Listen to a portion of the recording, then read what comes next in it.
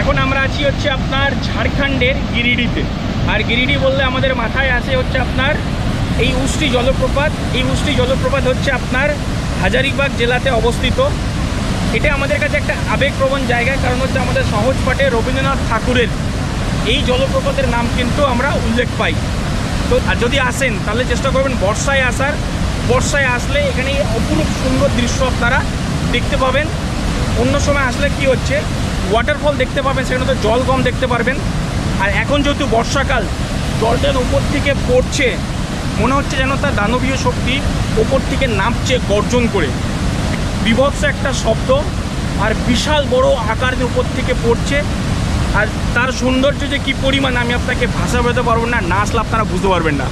তো আপনারা অবশ্যই আসবেন ঝাড়খণ্ড মধুপুর ঘুরতে, তখন আপনারা গিরিডিতে এসে এই উষ্টি জলপ্রপাত দেখতে কিন্তু আসতে ভুলবেন না।